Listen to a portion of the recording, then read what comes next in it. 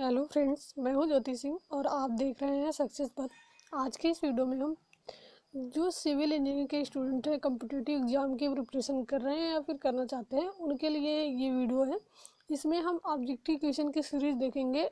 Subject wise जितने भी civil engineering के कॉम्पिटिटिव एग्जाम से रिलेटेड सब्जेक्ट इंपॉर्टेंट होते हैं, जैसे आपका बिल्डिंग मटेरियल्स हो गया, आपका सर्वे हो गया, सॉइल मैकेनिक्स, कंक्रीट टेक्नोलॉजी, तो ये सभी जो भी आपके इंपॉर्टेंट सब्जेक्ट है जो आपके एग्जाम में पूछे जाते हैं, एसएससी जेईई के एग्जाम में या फिर रेलवे के या फिर किसी भी अदर एग्जाम में, यूपी ट्रिपल एससी के, तो उससे रिलेटेड जो भी सब्जेक्ट इंपॉर्टेंट है जिससे बार बार क्वेश्चन पूछे जाते हैं, और जो क्वेश्चन आपके ऑल इंडिया एग्जाम में सिविल इंजीनियरिंग से रिलेटेड कॉम्पिटिटिव एग्जाम में पूछे गए हैं, तो उन क्वेश्चन की सीरीज हम यहाँ पर देखने वाले हैं।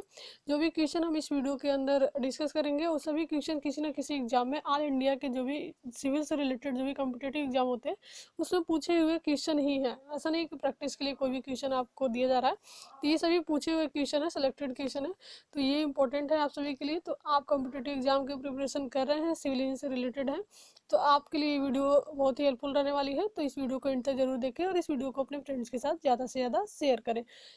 ऐसे ही सीरीज हमारे चैनल पर मिलती रहेगी। जो स्टूडेंट अभी सेमेस्टर एग्जाम की तैयारी कर रहे हैं, सेमेस्टर एग्जाम दे रहे हैं, उनके लिए भी सेमेस्टर से रिलेटेड क्लासेस चलती रहती हैं। जैसे आपकी फर्स्ट सेमेस्टर हो गया, थर्ड फिफ्थ अभी चल रहा है, तो उससे रिलेटेड जो भी आपके इंपॉर्टेंट सब्जेक्ट है उनकी सीरीज यहाँ पर चल रही है। प्लेलिस्ट बनी हुई है सबकी, तो आप जाके प्लेलिस्ट में चेक कर सकते हैं, अपने सेमेस्टर एग्जाम की तैयारी कर सकते हैं, साथ ही साथ कॉम्पिटिटिव एग्जाम की भी प्रिपरेशन कर सकते हैं। ऑब्जेक्टिव क्वेश्चन कैसे पूछे जाते हैं आपके एग्जाम में, तो पूरा डिटेल यहाँ पर आपको मिल जाएगा इस चैनल पर। और जो स्टूडेंट सेमेस्टर एग्जाम दे चुके हैं, जो कॉम्पिटिटिव एग्जाम की तैयारी करने वाले हैं, अभी जो पास आउट हुए हैं या फिर जो पहले से पास आउट है जो कर रहे हैं, उनके लिए भी ये हेल्पफुल है। तो ऐसे ही और वीडियोज़ के लिए आप इस चैनल पर बने रहिए, और यदि आप चैनल पर नए हैं तो चैनल को सब्सक्राइब कर लें, बेल आइकन को प्रेस कर लें, जिससे कि हमारे नए वीडियो की नोटिफिकेशन आप तक पहुंचती रहे। इसके पहले हम बता दें कि बिल्डिंग मटेरियल्स के जो भी जितने भी चैप्टर्स हैं, सब्जेक्ट वाइज हम कवर कर रहे हैं। सब्जेक्ट में जो भी चैप्टर होंगे, चैप्टर वाइज जो भी ऑब्जेक्टिव क्वेश्चन आपके एग्जाम में पूछे हुए हैं, वो सभी क्वेश्चन को हम कवर कर रहे हैं। तो बिल्डिंग मटेरियल के आपके ऑब्जेक्टिव क्वेश्चन की जो सीरीज थी, पूरे चैप्टर जितने भी चैप्टर्स थे बिल्डिंग मटेरियल के, वो कवर हो चुका है। बिल्डिंग मटेरियल्स के प्लेलिस्ट में जाके आप चेक कर सकते हैं। साथ ही साथ हमारी कंक्रीट टेक्नोलॉजी और सर्वेइंग की ऑब्जेक्टिव क्वेश्चन की सीरीज चल रही थी, तो इसमें हम सर्वेइंग अभी स्टार्ट करें जहाँ पर हमने ड्रॉप किया था वहाँ से, और फिर हम साथ ही साथ अब जो भी आपकी कंक्रीट टेक्नोलॉजी की है, सॉइल मैकेनिक्स की है, हाइड्रोलिक्स की है, तो सभी जो सब्जेक्ट है आपकी, उनकी भी सीरीज आपको आने वाले दिनों में इस चैनल पर मिल जाएगी, वो आपकी चलती रहेगी।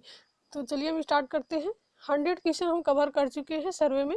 सर्वे का जो पहला आपका चैप्टर था और दूसरा चैप्टर, पहला आपका लैंड सर्वेइंग जो आपका था, और दूसरा आपका था चेन सर्वे। तो चेन सर्वे, लैंड सर्वे तो आपका पूरा कंप्लीट हो गया। इसमें आप प्लेलिस्ट बनी हुई है सर्वे की जो भी ऑब्जेक्टिव क्वेश्चन की है, तो वहाँ पर आप जाके पीछे की वीडियो देख सकते हैं। दूसरा चैप्टर हमारा था चेन सर्वे। चेन सर्वे में भी हम 100 क्वेश्चन कवर कर चुके हैं। उसके बाद वाला क्वेश्चन हम देखने वाले हैं, और जो भी क्वेश्चन हम यहाँ पर देखेंगे सभी सिलेक्टेड क्वेश्चन है, एग्जाम में पूछे हुए क्वेश्चन है, तो आप ध्यान से देखिएगा। कोई भी कंफ्यूजन है तो आप कमेंट बॉक्स में कमेंट करके हमें वहाँ पर अपने क्वेश्चन पूछ सकते हैं।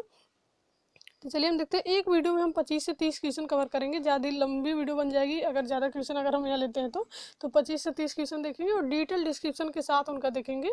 जो भी आंसर होगा उनका भी डिटेल हम देखेंगे। यहाँ पर एक क्वेश्चन के साथ आपके 2-3 क्वेश्चन यहाँ पर तैयार होने वाले हैं।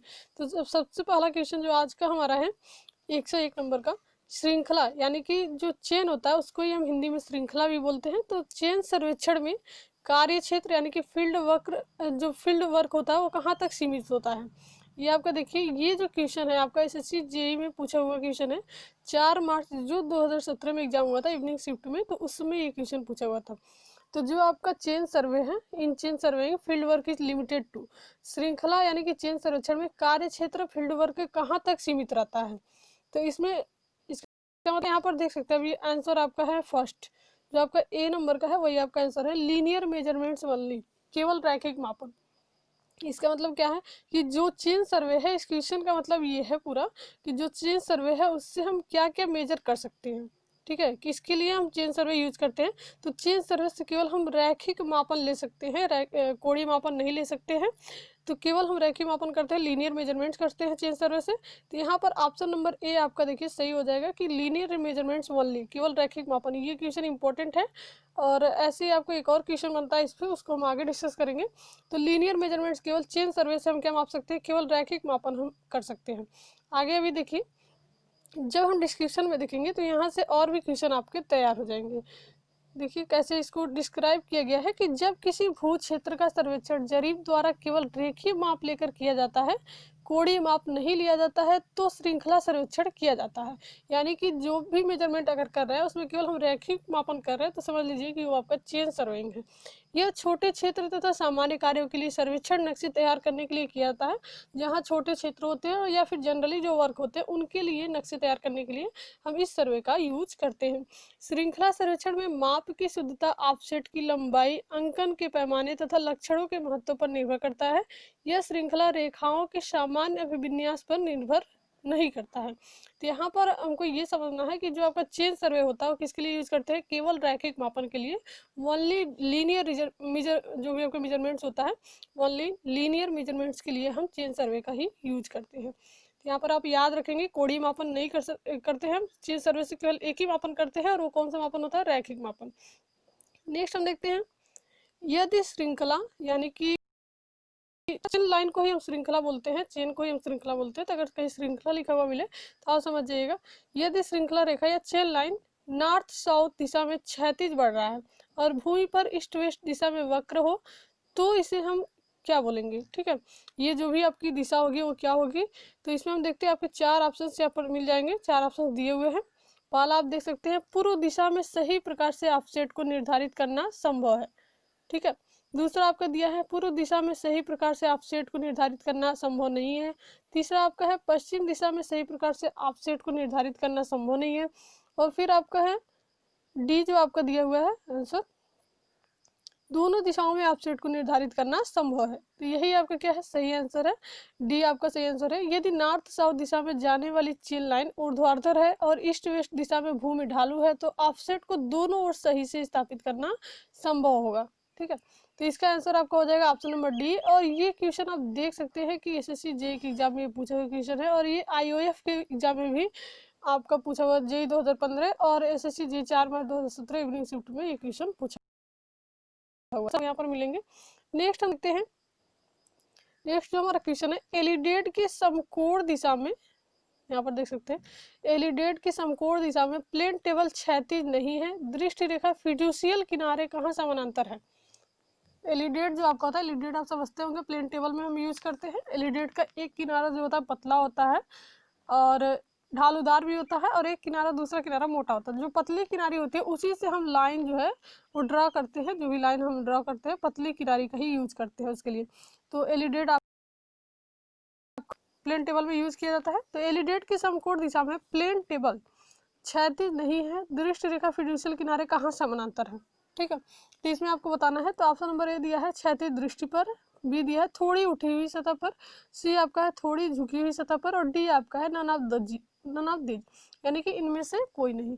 तो ऑप्शन नंबर ए आपका सही आंसर है, क्षैतिज दृष्टि पर। कैसे, एलिडेट के समकोण दिशा में प्लेन टेबल क्षैतिज में नहीं है। एलिडेट का जो समकोण दिशा होगा उसमें प्लेन टेबल अगर क्षैतिज में नहीं है तो दृष्टि रेखा फिड्यूशियल किनारे के क्षैतिज दृष्टि पर समानांतर होगी। जबकि एलिडेट की दिशा में प्लेन टेबल क्षैतिज में नहीं है तो ऊर्ध्वाधर दृष्टि पर जो दृष्टि रेखा होगी फिड्यूशियल किनारों के समानांतर होगी। तो यहाँ पर देख सकते हैं ऑप्शन नंबर ए आपका सही है, क्षैतिज दृष्टि पर। नेक्स्ट हम देखते हैं, और ये भी क्वेश्चन आपका देख सकते हैं एसएससी जेई 4 मार्च 2017 के मॉर्निंग शिफ्ट में ये क्वेश्चन पूछा हुआ है।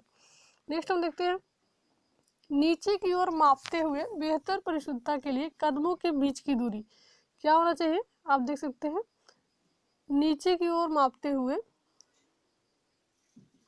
बेहतर परिशुद्धता के लिए कदमों के बीच की दूरी, पहला आपका है प्रवणता के घटने के साथ घटता है, प्रवणता के बढ़ने के साथ बढ़ता है, प्रवणता के बढ़ने के साथ घटता है, या फिर जो चेन होती है चेन के भार के घटने के साथ घटता है। तो ऑप्शन नंबर सी आपका यहाँ पर सही आंसर है, प्रवणता के बढ़ने के साथ घटता है। और ये क्यों होता है देख सकते हैं आप, बेहतर परिशुद्धता के लिए ढाल के बढ़ने पर कदमों के बीच की दूरी कम कर देनी चाहिए। इसी आधार पर पहाड़ों पर अधिक ढाल होने पर क्षैतिज समतुल्य कम रखा जाता है, जो भी हॉरिजॉन्टल इक्विवेलेंट होता है। ये आपका किस में है, कंटूर में है ये टर्म। जबकि समतल सतह जहां पर कम प्रवणता होती है क्षैतिज समतुल्य बढ़ा दिया जाता है। जहां पर कम प्रवणता होगी क्षैतिज समतुल्य हम बढ़ा देंगे, जहां पर ज्यादा प्रवणता होगी वहां पर क्षैतिज समतुल्य हम कम कर देते हैं। हॉरिजॉन्टल जो इक्विवेलेंट होता है और ये टर्म आपका कंटूर में आ जाता है। ये क्वेश्चन भी आपका एसएससी जेई 4 मार्च 2017 मॉर्निंग शिफ्ट में पूछा हुआ क्वेश्चन है। नेक्स्ट हम देखते हैं, थीटा डिग्री ढाल के साथ प्रत्येक 30 मीटर चेन में, ठीक है, डैश संशोधन किया जाता है। कितना संशोधन किया जाता है? थीटा डिग्री ढाल के साथ प्रत्येक 30 मीटर की जो चेन होती है, चेन आपकी दो प्रकार की होती है, 20 मीटर की लंबाई में मिल जाती है और एक 30 मीटर की लंबाई में मिल जाती है। तो थीटा डिग्री ढाल के साथ प्रत्येक 30 मीटर चेन में कितना संशोधन किया जा सकता है, इसके लिए एक फार्मूला आपका है और ये फार्मूला आपको याद रखना बहुत ही इंपॉर्टेंट है, बार बार एग्जाम में पूछा जाता है।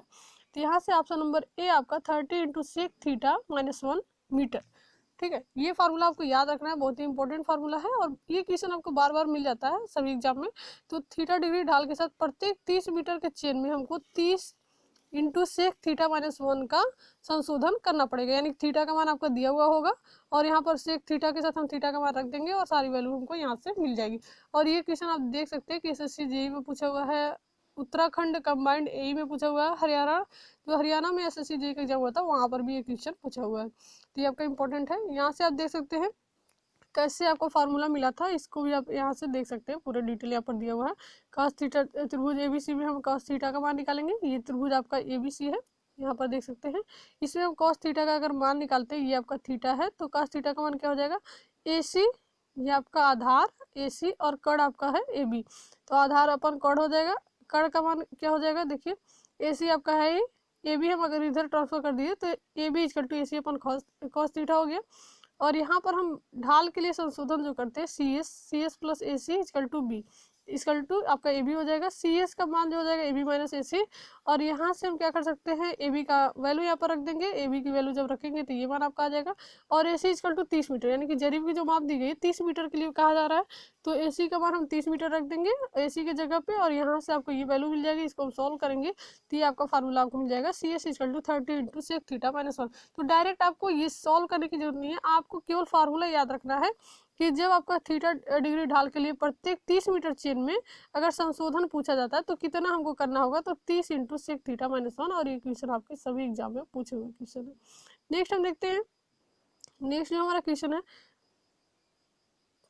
अल्फा डिग्री ढाल के साथ 100 कड़ियों वाली प्रत्येक किया जाता है। अल्फा डिग्री, अल्फा वाला अगर वो थीटा डिग्री था 30 मीटर चेन के लिए, और अल्फा डिग्री ढाल के साथ 100 कड़ियों, ये चेन की बात कही जा रही है, चेन की जो आपकी लिंक्स होती है, तो 100 कड़ियों वाली प्रत्येक चेन में कितना संशोधन किया जाता है, तो इसमें ऑप्शन नंबर ए आपका सही आंसर है, 1.5 α² / 100।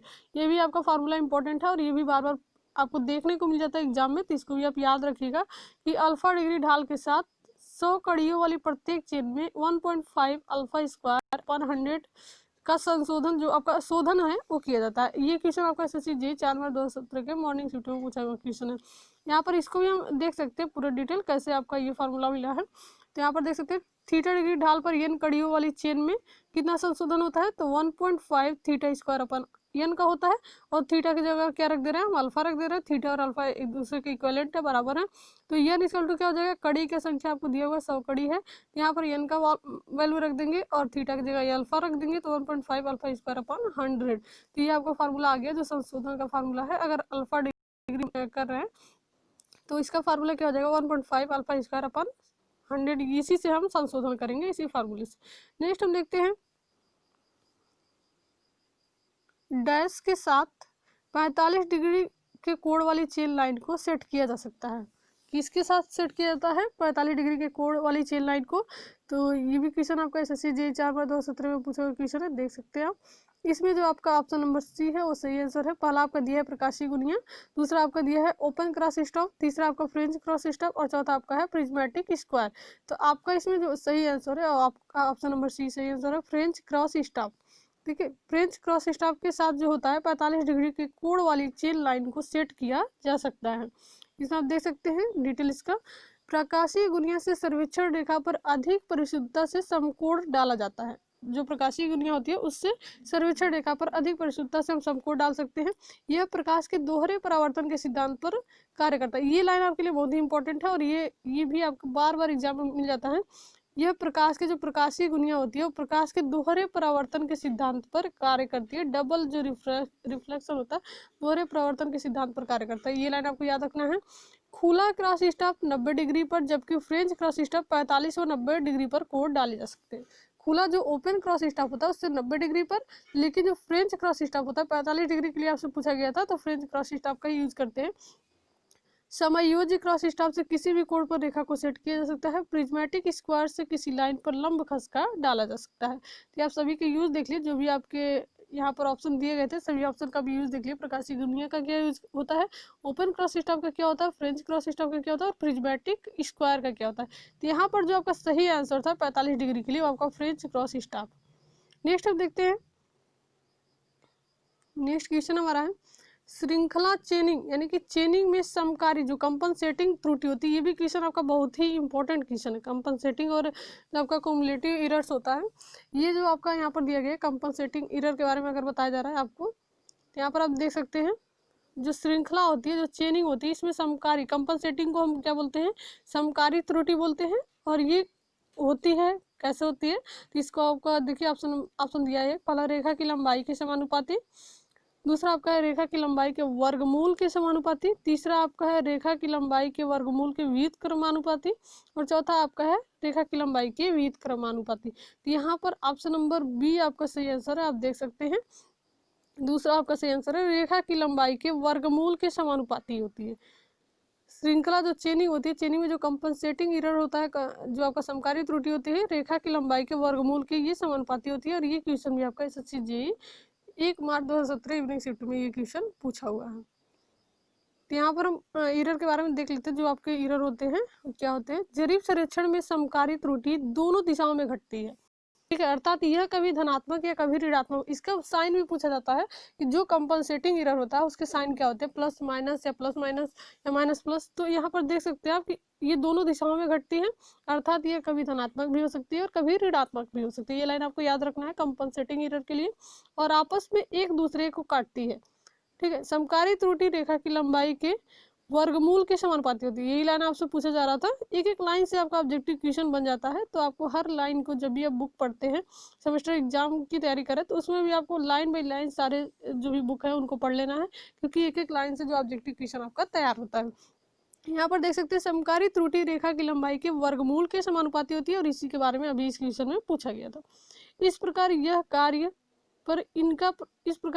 पर इनका प्रभाव अंत में लगभग समाप्त हो जाता है, क्योंकि ये जो त्रुटि है समकारी त्रुटि कभी प्लस में होंगी, कभी माइनस में होंगी, फिर माइनस में होंगी, प्लस में होंगी, यानी कि कभी घटती है कभी बढ़ती है। तो लास्ट में जाके जो ये त्रुटि होती है बिल्कुल समाप्त हो जाती है। माइनस प्लस करके ये पूरा जो होता है, जो त्रुटि होती है, धीरे धीरे ये समाप्त हो जाती है, जो समकारी त्रुटि होती है।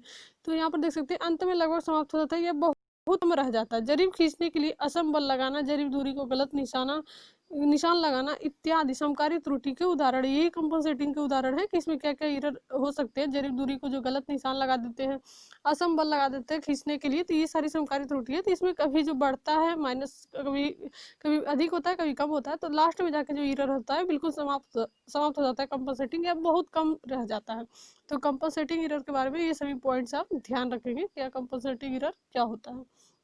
नेक्स्ट हम देखते हैं, यदि परीक्षण के लिए कोई श्रृंखला यानी कि कोई चेन छोटी पाई जाती है, तो इसको कैसे समायोजित किया जा सकता है, ठीक है।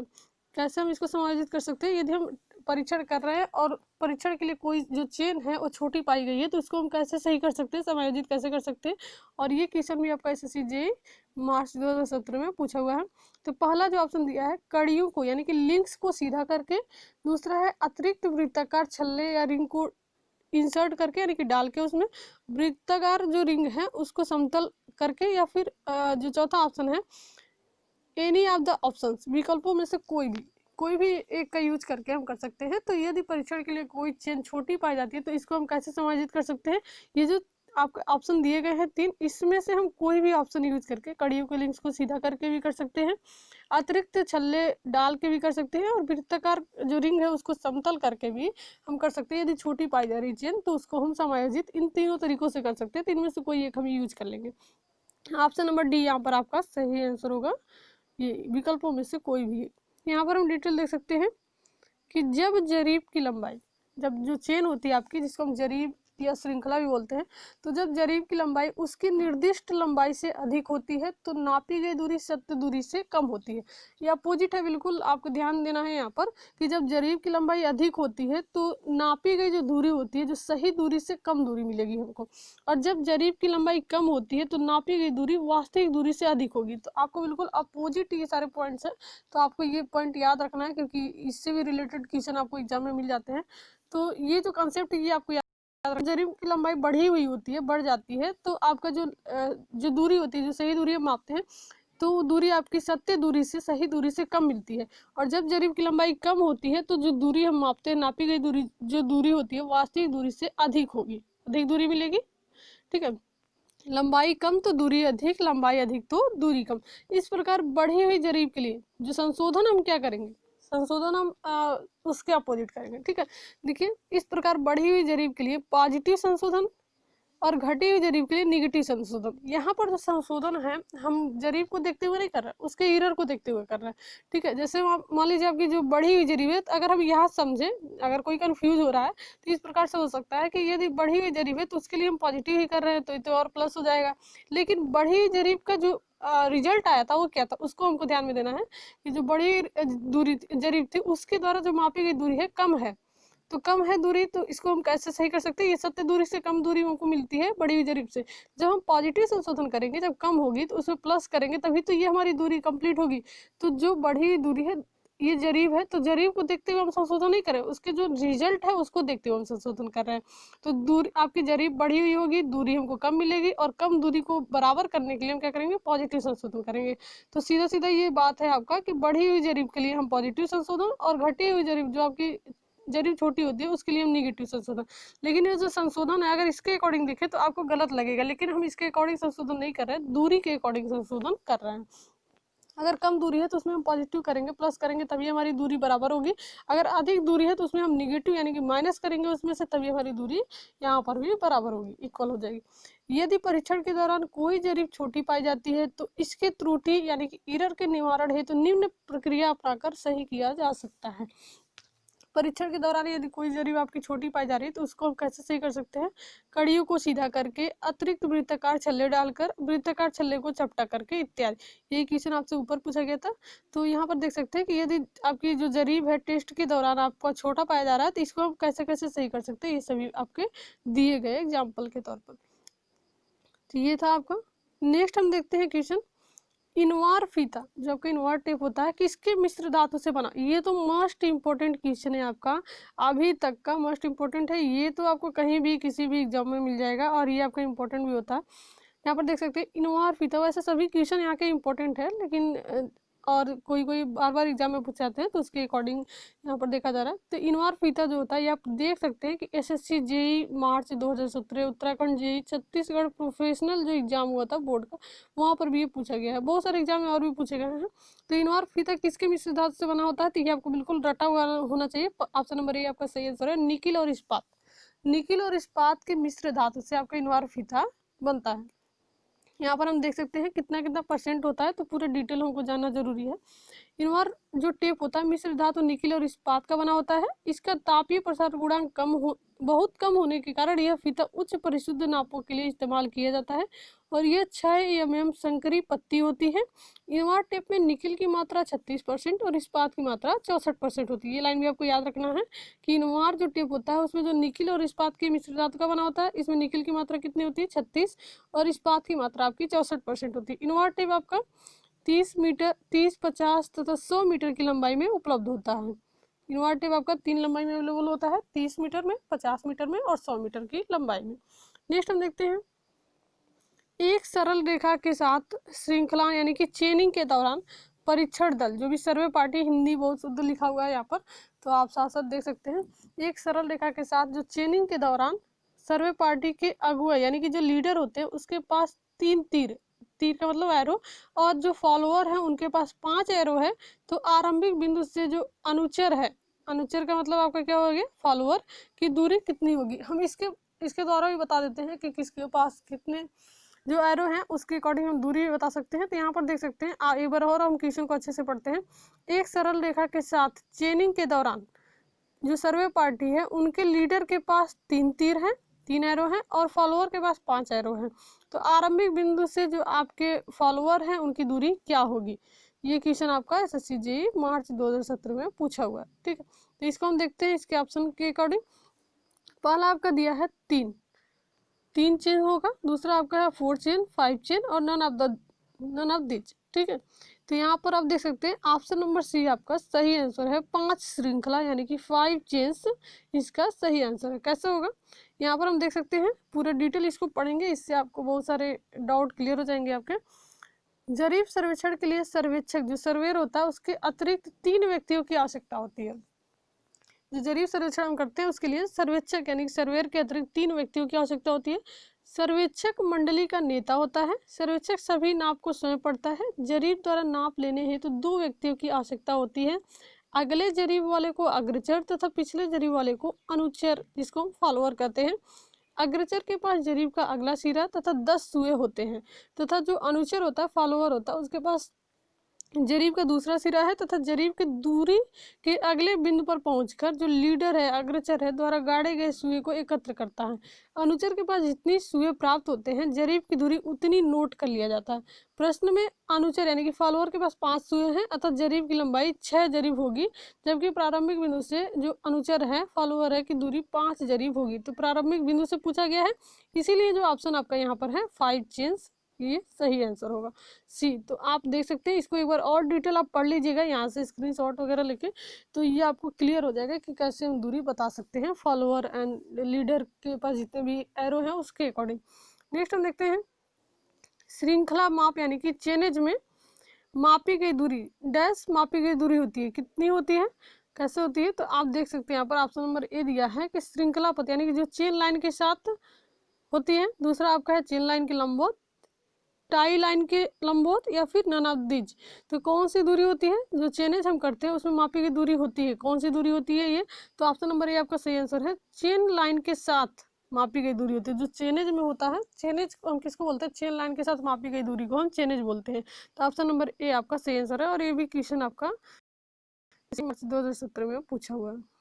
यहाँ पर आप पूरी डिटेल देख सकते हैं। नेक्स्ट हम देखते हैं चेन सर्वेक्षण के क्रियान्वयन में प्रथम चरण होता है इन चेन सर्वे। ठीक है, द फर्स्ट स्टेप टेकन, कौन सा स्टेप जो फर्स्ट है वो फर्स्ट में किया जाता है, लिया जाता है चेन सर्वे में? तो सबसे पहले आप देख सकते हैं 4 ऑप्शन आपके दिए हैं। पहला आपका है निर्देश रेखा चित्र यानी कि रेफरेंस जो स्केचेज होता है।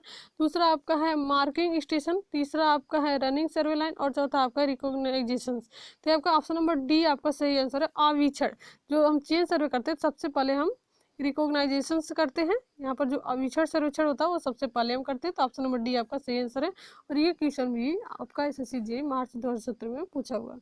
यहाँ पर डिटेल हम देख सकते हैं कि जरीब सर्वेक्षण में मोटी पहचान के लिए सर्वप्रथम हम आविक्षण सर्वेक्षण करते हैं, अतः क्षेत्र को मोटी पहचान बनाना आविक्षण सर्वेक्षण कहलाता है। इस सर्वेक्षण में आकृतियों में मुख्य बिंदुओं आदि की पहचान बनाना तथा इनके संबंध में जानकारी प्राप्त करना शामिल होता है। आविक्षण में जो आपका होता है उस क्षेत्र का एक संदर्भ उठाकर रेफरेंस स्केच तैयार किया जाता है।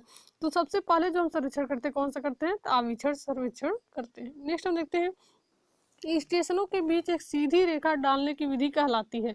जो 2 स्टेशन होते हैं उनके बीच एक सीधी रेखा डालने की विधि क्या कहलाती है? तो रेंजिंग कहलाती है। ये आपको तो बिल्कुल याद होना चाहिए, पता होना चाहिए क्या होता है। तो ये आपको UPRBNL JEE 2014 में पूछा गया है क्वेश्चन।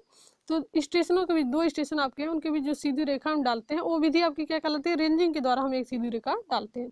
ऑप्शन नंबर ए आपका सही आंसर है। यहाँ पर देख सकते हैं स्टेशनों के बीच एक सीधी रेखा डालने की विधि रेंजिंग कहलाती है। रेंजिंग के निम्न प्रकार होते हैं, पहला आपका डायरेक्ट, दूसरा आपका इनडायरेक्ट और तीसरा आपका रैंडम लाइन मेथड। 3 प्रकार से हम रेंजिंग कर सकते हैं। नेक्स्ट हमारा है निम्नलिखित में किसमें चेन सर्वेक्षण भली प्रकार से अपनाया जाता है? यहाँ पर हम पढ़ेंगे डिटेल में। पहला ऑप्शन आपका दिया है मुश्किल विस्तार वाले बड़े क्षेत्र, खुले मैदान में छोटे आलेख, सघन विस्तार सहित छोटे आलेख, असाधारण विस्तार सहित बड़े क्षेत्र। आपका चेन के बारे में पूछा जा रहा है कि चेन सर्वेक्षण भली प्रकार से कब अपनाया जाता है, कौन से क्षेत्र में? तो आप पहले ही देख चुके हैं, जो स्मॉल एरिया होते हैं तो खुले मैदान में छोटे आलेख, स्मॉल जो सर्वे होते हैं ओपन ग्राउंड में, उसमें हम इस चेन सर्वे का यूज करते हैं। और ये क्वेश्चन भी आपका SSC JEE मार्च 2017 में पूछा हुआ है। तो ऑप्शन नंबर बी आपका सही आंसर हो जाएगा, small surveys in open ground. यहाँ पर देख सकते हैं, इसको आप जरूर पढ़िए, ये इंपॉर्टेंट है आपका। जब किसी भू क्षेत्र का सर्वेक्षण जरीब द्वारा केवल रेखीय माप लेकर किया, पहले भी हम पढ़ लिए कि जरीब द्वारा केवल रेखीय माप ही हम ले सकते हैं, लीनियर मेजरमेंट्स ही करते हैं जरीब के द्वारा। तो जब जरीब द्वारा केवल रेखीय माप लेकर किया जाता है, तो कोणीय माप नहीं किया जाता है, तो श्रृंखला सर्वेक्षण किया जाता है। इसको हम चेन सर्वे बोलते हैं, जब केवल रेखीय माप लेते हैं। और यह छोटे क्षेत्र तथा सामान्य कार्यों के लिए सर्वेक्षण नक्शे तैयार करने के लिए किया जाता है। श्रृंखला सर्वेक्षण में माप की शुद्धता, ऑफसेट की लंबाई, अंकन के पैमाने तथा लक्षणों के महत्व पर निर्भर करता है, और यह श्रृंखला रेखाओं के सामान्य अभिविन्यास पर भी निर्भर नहीं करता है। नेक्स्ट हम देखते हैं, जो मोस्ट इम्पोर्टेंट आपका है, यह आपको तो बिल्कुल याद ही होना चाहिए। 30 मीटर मेट्रिक चेन में कड़ियों की संख्या, जो नंबर ऑफ लिंक्स पूछा जाता है 30 मीटर में, 20 मीटर में, तो आपको बिल्कुल रटा हुआ होना चाहिए। ये तो कोई क्वेश्चन समझ लीजिए कि ऐसा भूलने वाला है ही नहीं, या फिर याद करने की जरूरत पड़े, आपको बिल्कुल रटा हुआ होना चाहिए। 30 मीटर की मेट्रिक चेन में कड़ियों की संख्या आपकी 150 होती है, और 20 मीटर में 100 होती है। आपको दोनों बता दिया गया। तो यहाँ पर देख सकते हैं, एसएससी जेई में भी पूछा गया है, और यूपीपीसीएल जेई में भी ये क्वेश्चन पूछा गया। बिल्कुल इंपॉर्टेंट है, मोस्ट इंपॉर्टेंट क्वेश्चन है, ये आप देख सकते हैं। तो 30 मीटर की जो मेट्रिक चेन होती है, उसमें कड़ियों की संख्या कितनी होती है? 150, और 20 मीटर में 100 होती है। ये कैसे होती है, ये भी हम देख लेते हैं। यहाँ पर जो ऑप्शन आपका हो जाएगा, ऑप्शन नंबर बी आपका सही आंसर होगा, 150। 30 मीटर मेट्रिक चेन में कड़ियों की संख्या 150 होगी। यहाँ पर हम देखेंगे कैसे होगा, और इस लाइन को हमेशा याद रखेंगे। तो मीटरी जरीब भारतीय मानक, जो आपका IS कोड है 1492/1970 के अनुसार लंबाई निर्धारित किया जाता है। 30 मीटर जरीब में कड़ियों की संख्या 150 तथा 20 मीटर जरीब में कड़ियों की संख्या 100 होती है। एक कड़ी की लंबाई 20 सेंटीमीटर होती है। ठीक है, एक कड़ी की जो लंबाई होती है वो 20 सेंटीमीटर होती है, और इसमें हम 5 से मल्टीप्लाई कर देते हैं। ठीक है, यहाँ पर देख सकते हैं। तो 30 मीटर में आपकी 150 हो गई, और 20 मीटर में आपकी 100 हो गई। नेक्स्ट हम देखते हैं, श्रृंखला सर्वेक्षण के दौरान किसी बाधा के पार रेखा श्रृंखलन में प्रवर्धन किया जाता है डैश। ये आपका एसएससी जेईई मार्च 2017 में पूछा हुआ है। पहला आपका कोणीय मापन द्वारा, दूसरा आपका लंबवतों को खींचने से, तीसरा आपका त्रिकोणों के उत्तरों से, और चौथा आपका है ऑल ऑप्शंस आर करेक्ट। तो इसमें जो ऑप्शन है आपका, ऑप्शन नंबर बी आपका सही आंसर है, लंबवतों को खींचने से। श्रृंखला सर्वेक्षण के दौरान किसी बाधा के पार रेखा श्रृंखलन में प्रवर्धन क्या किया जाता है? लंबवत को खींचकर हम कर सकते हैं। तो यहाँ पर देख सकते हैं। नेक्स्ट हमारा है, धनात्मक त्रुटि होती है। धनात्मक त्रुटि, अभी हमने त्रुटि इरर्स के बारे में पढ़ा है कि कैसे हम संशोधन करते हैं। तो त्रुटि, धनात्मक त्रुटि क्या होती है, इसके बारे में हमको बताना है। यहाँ पर देख सकते हैं, चेन की लंबाई मानक से कम होती है। ठीक है, तो ये भी आपकी धनात्मक त्रुटि हो सकती है। कैसे? जब चेन की लंबाई मानक से कम होगी, लंबाई कम होगी, तो क्या होगा? आपकी दूरी बढ़ेगी, और त्रुटि इसमें हम क्या करेंगे? देखिए, धनात्मक त्रुटि होती है, चेन की लंबाई मानक से कम होती है। ठीक है, दूसरा आपका है ढाल और झोल संशोधन लागू ना हो। तीसरा आपका है त्रुटिपूर्ण सीधी रेखा के साथ मापन से, और चौथा आपका है ऑल ऑप्शन आर करेक्ट। तो ऑप्शन नंबर डी आपका सही आंसर है। सभी विकल्प जो दिए हुए हैं ऊपर, वो सभी सही है। यहाँ पर देख सकते हैं कि जब जरीब या फीता अपनी मानक लंबाई से कम है, तो इससे नापी गई दूरी सही यानी कि सत्य दूरी से अधिक होती है, और इस बढ़ी दूरी को धनात्मक त्रुटि कहते हैं। जो इरर यहाँ पर हो रहा है कि इरर आपका धनात्मक हो रहा है, पॉजिटिव इरर है, इसमें संशोधन जो हम करेंगे निगेटिव करेंगे। ठीक है, जो संशोधन हम करेंगे निगेटिव करेंगे। तो त्रुटिपूर्ण सीधी रेखा के साथ मापन में यह ढाल और जो वेग होता है, इससे जो ढाल और सेग होता है, संशोधन लागू न होने के कारण भी धनात्मक त्रुटि होता है। तो यहाँ पर हम देख सकते हैं कि चेन की लंबाई मानक से कम होता है, यानी कि जो धनात्मक त्रुटि इरर के बारे में पूछा जा रहा है, तो लंबाई चेन की कम होगी, तो आपका जो इरर होगा पॉजिटिव होगा, जो संशोधन होगा, करेक्शन होगा, वो निगेटिव होगा आपका। तो बहुत ध्यान से आपको इसको समझना है, इस पॉइंट को। नेक्स्ट हम देखते हैं, चेन सर्वेक्षण सबसे उपयुक्त है जब, कब सबसे उपयुक्त होता है चेन सर्वेक्षण? और ये क्वेश्चन आपके देखिए एग्जाम में पूछे हुए हैं, एसएससी जेईई में, यूपी जल निगम में, और राजस्थान जेईई में। तो चेन सर्वेक्षण सबसे उपयुक्त है, ऑप्शन आपका दिया है, जमीन काफी स्तरीकृत और सरल विवरण के साथ खुली हो। दूसरा आपका है क्षेत्र सीमा छोटी हो। तीसरा आपका है बड़े पैमाने पर योजना की आवश्यकता हो। चौथा आपका सही विकल्प सही है। तो यहाँ पर आपका ऑप्शन नंबर डी सही है। जो भी विकल्प दिए हुए हैं, तीनों विकल्प सही है। चीन सर्वेक्षण यहाँ पर देख सकते हैं। जब सर्वेक्षण क्षेत्र छोटा हो और सामान्य कार्यों के लिए सर्वेक्षण नक्शा तैयार करना हो तथा बड़े पैमाने पर योजनाओं की आवश्यकता हो, वह सरल ब्यौरों के साथ भूमि पूर्ण रूप से समतल एवं खुली हो तथा उपलब्ध धनराशि सीमित हो और उच्च परिशुद्धता वाले उपकरण उपलब्ध न हो तो जरीब सर्वेक्षण अपनाया जाता है। जरीब सर्वेक्षण से बनाए गए त्रिभुज, ये लाइन आपको याद रखना है। यहाँ पर ये सारी चीजें तो आप बार बार रिपीट कर रहे हैं, ये लाइन आपको याद रखना है कि जरीब सर्वेक्षण से बनाए गए त्रिभुज सुआकारी होने चाहिए जिनका कोण 30 डिग्री से 120 डिग्री से अधिक नहीं होना चाहिए। 30 से 120 डिग्री, 30 से कम नहीं और 120 से अधिक नहीं। तो ये पॉइंट भी आप याद रखेंगे कि जो त्रिभुज का कोण होता है जरीब सर्वेक्षण में वो 30 डिग्री से कम और 120 डिग्री से अधिक नहीं होना चाहिए। तो 2 पॉइंट याद रखेंगे कि जो त्रिभुज होगा सुआकारी होगा, जो एंगल होगा 30 डिग्री से कम नहीं और 120 डिग्री से अधिक नहीं होगा। नेक्स्ट हम देखते हैं प्रत्येक 20 मीटर चिन्ह, ये भी आपका इंपॉर्टेंट है। प्रत्येक, 2 तरह से इस क्वेश्चन को पूछा गया है। प्रत्येक 20 मीटर चेन में कितने तक में, मतलब कितना, यहाँ पर देख सकते हैं 20 मीटर चेन में छूट मान्य होनी चाहिए, कितना छूट मान्य होना चाहिए। ये आपका एसएससी जेईई में पूछा गया था। और एक क्वेश्चन इसी का दूसरे टाइप से पूछा गया, क्वेश्चन सेम ही है। एक 20 मीटर की चेन में अधिकतम छूट सीमा होती है, कितनी छूट सीमा होती है अधिकतम, या फिर एक 20 मीटर चेन में कितनी छूट मान्य होनी चाहिए। दोनों क्वेश्चन एक ही है और ये आपका ESIC जेईई में पूछा गया है ये क्वेश्चन, ठीक है। इस प्रकार से पूछा गया है थोड़ा सा घुमा के।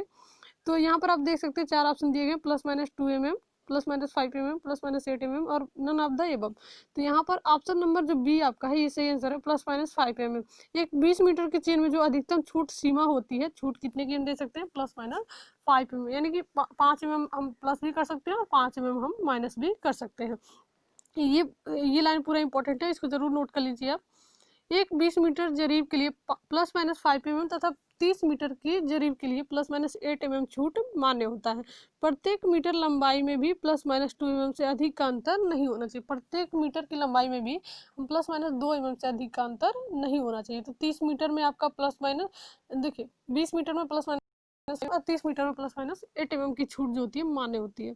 आपका इंपॉर्टेंट है। नेक्स्ट हम देखते हैं ढालू जमीन पर श्रृंखलन के लिए इस्तेमाल की जाने वाली विधि कौन सी है। ढालू जमीन पर अगर हम चेनिंग करते हैं तो उसमें कौन सी विधि हम इस्तेमाल करते हैं, और ये आपका एसएससी जेईई मार्च 2017 में पूछा हुआ है। तो ऑप्शन आपके यहाँ पर दिए हुए हैं। ढालू जमीन के लिए पहला आपका दिया है बाई स्टेपिंग मेथड, दूसरा आपका है कड़ बढ़ती विधि जो बाई हाइपोटेनियस आपका अलाउंस मेथड होता है, तीसरा आपका है बाई क्लिनोमीटर मेथड, चौथा आपका है बोथ स्टेपिंग मेथड एंड हाइपोटेनियल जो आपका मेथड होता है, स्टेपिंग विधि और कण बढ़ती विधि दोनों। तो ये आपका ऑप्शन नंबर डी जो आपका है यही से आंसर है। ढालू जमीन जो होती है वहां पर हम स्टेपिंग विधि और कण बढ़ती विधि दोनों विधि का हम प्रयोग करते हैं। तो यहाँ पर देख सकते हैं 2 ढालू बिंदुओं के मध्य क्षैतिज दूरी नापने के लिए सीधी नाप विधि, कोणीय नाप विधि तथा कण बढ़ती विधि द्वारा प्रयोग की जाती है। सीधी नाप विधि को स्टेपिंग विधि कहते हैं। इस विधि में ढालू सतह को छोटी छोटी क्षैतिज सीढ़ी में बांट लिया जाता है, प्रत्येक क्षैतिज दूरी को मापकर सबको जोड़ लिया जाता है और यह विधि असम ढाल के लिए अधिक उपयुक्त है। कोणीय माप विधि में क्लिनोमीटर यानी कि ढाल मापी से ढाल मापना आसान होता है। क्लिनोमीटर से हम क्या करते हैं, ढाल मापते हैं। तो यहाँ पर देखिए ऑप्शन नंबर डी आपका सही आंसर है, स्टेपिंग विधि और कण बढ़ती विधि। नेक्स्ट क्वेश्चन हमारा है एक मापन में सही मान से अधिकतम स्वीकृति सीमा तक विचलन को क्या कहते हैं। सही मान से अधिकतम स्वीकृति जो सीमा होती है उसके विचलन को हम क्या कहते हैं, ये आपका एसएससी जेईई में भी पूछा गया है। पहला आपका स्वीकार्य त्रुटि, दूसरा आपका अवशिष्ट त्रुटि, तीसरा आपका अपेक्षित त्रुटि और चौथा आपका है सुरक्षित त्रुटि। तो ऑप्शन नंबर ए आपका सही आंसर है, परमिजिबल एरर जो होता है स्वीकार्य त्रुटि हम कहते हैं। अधिकतम स्वीकृति सीमा तक विचलन को हम स्वीकार्य त्रुटि कहते हैं। यहाँ पर देख सकते हैं कि मापन में सही मान से अधिकतम स्वीकृति सीमा तक विचलन को हम अनुमत त्रुटि यानी कि परमिजिबल एरर जिसको स्वीकार त्रुटि कहते हैं। किसी भी कंपास माला रेखा में समृद्ध कोणीय त्रुटि 10√n से अधिक नहीं बढ़नी चाहिए, जहाँ पर n = माला रेखा की भुजाओं की संख्या। नेक्स्ट हम देखते हैं अंतरलंब छड़ का प्रयोग किया जाता है, कहाँ पर करते हैं। पहला आप देख सकते हैं क्षैतिज कोण ज्ञात करने के लिए, क्षैतिज दूरी ज्ञात करने के लिए, ऊर्ध्वाधर कोण ज्ञात करने के लिए या फिर क्षैतिज तथा ऊर्ध्वाधर दूरी ज्ञात करने के लिए। आपका EPRBNL जेईई में पूछा गया क्वेश्चन, तो इसका आपका सही आंसर हो जाएगा ऑप्शन नंबर बी, क्षैतिज दूरी ज्ञात करने के लिए। जो अंतरलंब छड़ होता है इसका हम प्रयोग कहाँ करते हैं, क्षैतिज दूरी ज्ञात करने के लिए। नेक्स्ट हम देख सकते हैं त्रिकोणों को मापने की बाजुओं के मापन और आलेखन की बेहतर सटीकता के लिए त्रिकोण के कोण।